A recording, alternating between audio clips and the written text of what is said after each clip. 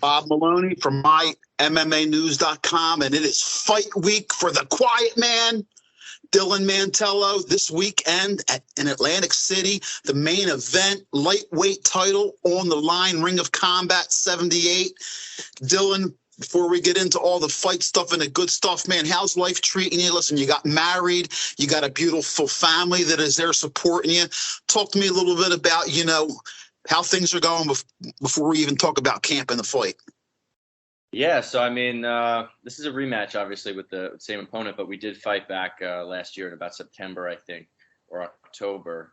Since then, a lot of family stuff going on, a lot of personal stuff, a lot of growing, a lot of good things. I got married in December, right after that fight. Went on a honeymoon. Had a full year since then to kind of regroup and work on some personal stuff. I had some fights in between as well, but yeah, doing a lot of growing, mentally, spiritually. Personally with my family. So it's been a very full year, but I mean, that's how I look at life. I try to make every year the best year ever and just try to grow and add things to my life that are valuable. When you talk about, listen, you fought in a Ring of Combat and unfortunately you lost the decision.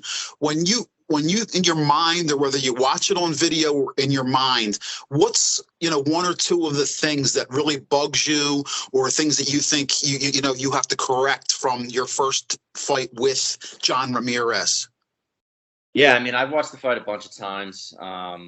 I think some of the biggest takeaways for me was, just having the first loss is they say it's a cliche, you learn more from a loss than you do from a win, but that was my first loss, amateur or pro.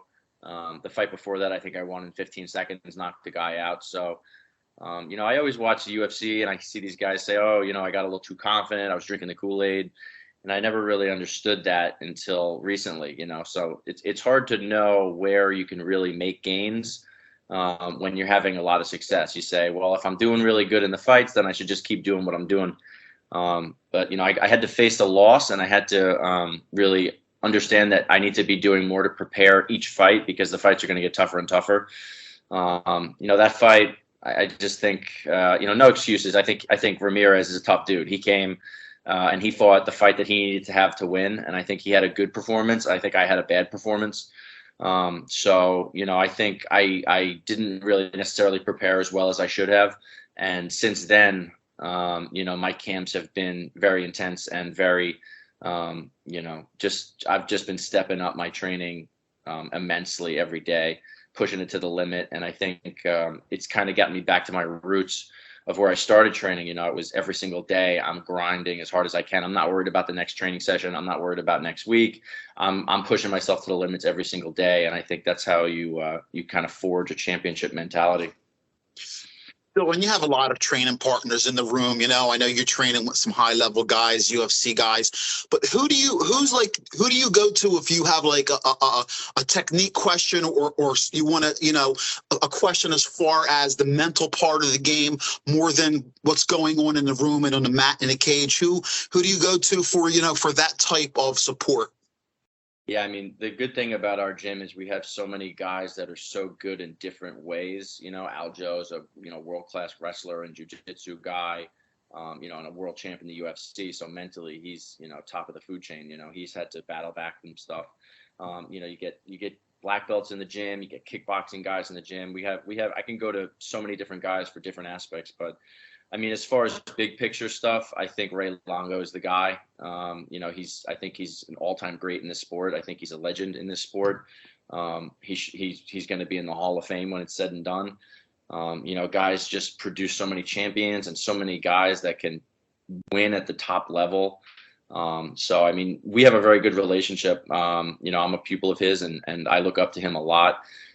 He's really a mentor for me in my life. And, aside from my own father, he's really the guy for me that I would go to. I see him more than I see my parents. So, he's really been a really big role in my life, especially, coming off the loss. He was the first guy to get on me and say, here's what we need to be doing.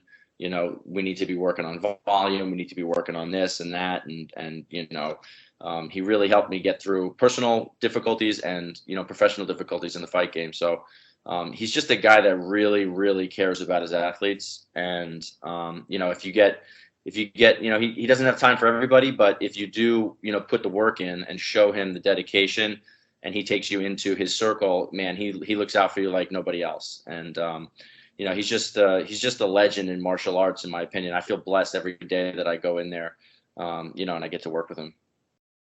I couldn't agree with you more about Ray Longo. Total Hall of Famer. The impact that he's had on young men and young women and the sport has just been incredible, man. And for you, it must be, like I said, you're going to like a guru, like you're going to the Godfather if you need to ask something. And if he can't find the answer for you, he knows where to get it. So, that's fantastic. Like I said, Ray Longo is just a legend, and he keeps putting out great fighters like yourself. Talk to me about this rematch with John Ramirez. What do you need to do differently to go in there and get your arm raised? Listen, Dylan, Ring of Combat champions, I know that, we talked before, and hey, any fighter wants to get in there and get wins and go to the UFC. You're no different. You're right on that cusp. You're loaded with talent. You're training with UFC fighters. What do you got to do to take the next step to get this belt around your waist on Friday night in Atlantic City? Yeah, I mean, Ring of Combat belt's been a goal of mine since before I even started fighting. I wrote it down on a piece of paper. I said Ring of Combat champion, and I made that goal for myself before I really even thought that it was possible. I think that I might have not prepared correctly. I might have taken my opponent for granted. I thought, he was 5-5 at the time. I only had 4 pro fights.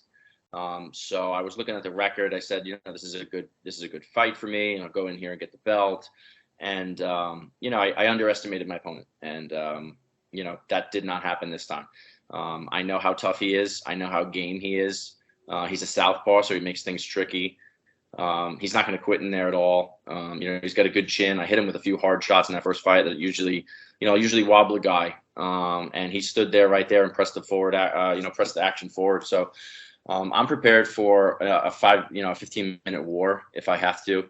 I'd always like to finish my opponents. But yeah, I got a lot of work with southpaws this camp. I really went back to the drawing board and really focused on my jiu-jitsu, focused on my wrestling. It seems like it's been 3 years since I had that fight with him, because it's just I've crammed so much training in that time frame that I just feel super prepared.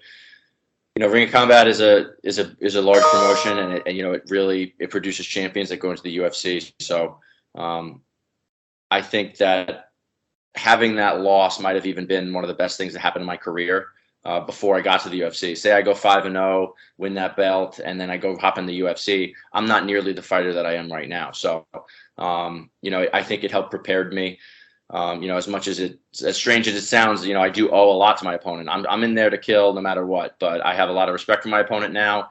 And, he has helped me, reach new levels in my game. So, he had an initial fight for the title where he lost, and he came back and won, had a shot of redemption. Now's my turn. I don't think anybody in the world wants to win this fight. I don't think anybody wants to win a fight more than I do for this one. So, I put my heart and soul into training camp, and, best believe that I'm gonna come in there and show up, and I'm gonna perform. Main event, so you're the last one out, Dylan. It's a long day between the weigh-ins, waiting the next day all day Saturday, then the card starts, and you're going to be one of the last ones out. What are you doing? What are you listening to? What are you doing to try to take that edge off while you're sitting in the locker room? What are you listening to? How you passing the time? Yeah, I mean, it's a later fight time, so you have to kind of start adjusting your, circadian rhythm, start waking up later, start training later, so that your body's not the first time training that late at night. So from the physical side, that's kind of what I'm doing the last 2 weeks. Mentally, I do a lot of meditation. I do a lot of, different people that I listen to for personal development. I've been going hard with the David Goggins and Jocko lately, armor plating my mind, as it's said, where, I'm just grinding, and the harder it is, the better it is. And, just really solidifying my mental game. I'm coming in as a totally different fighter this time. And, it's just putting the work in and just preparing mentally is just part of the game. A fight's a fight, whether it's in an alley behind a bar or it's, in the main event of Ring of Combat, or it's, in the UFC. As far as I look at it, I'm going to be prepared no matter where it is or when it is or who it's against. So, my opponent is in for a tough fight. That's for sure. And I'm looking to show out.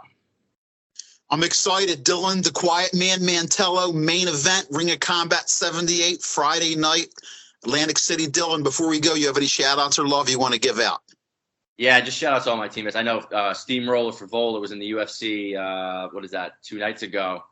Got a sick knockout, just absolutely slept his opponent. I did the majority of my training camp with him, and he gave me a little shout out on his post-fight interview, so I'll return the favor here. But yeah, he went out. We did the majority of our training camps together. We did all of our sparring for this camp, so it's always good when you see a guy that you've been training with go out and have that kind of success, because you feel better about the work that you put in with him.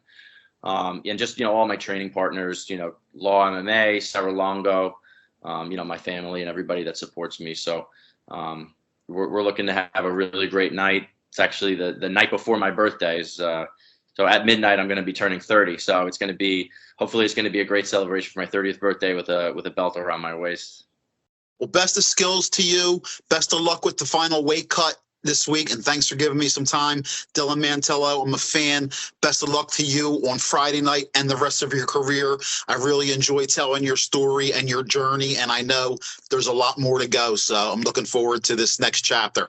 I appreciate that, man. I know, actually, really quick, last fight, right at the end, you did say he's going to be right back in the gym. If I was buying stock in Dylan Mantello, it would be, now's a good time to buy.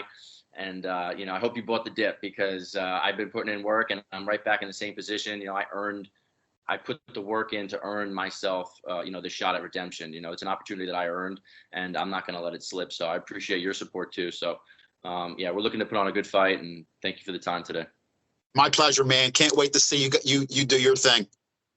Thank you.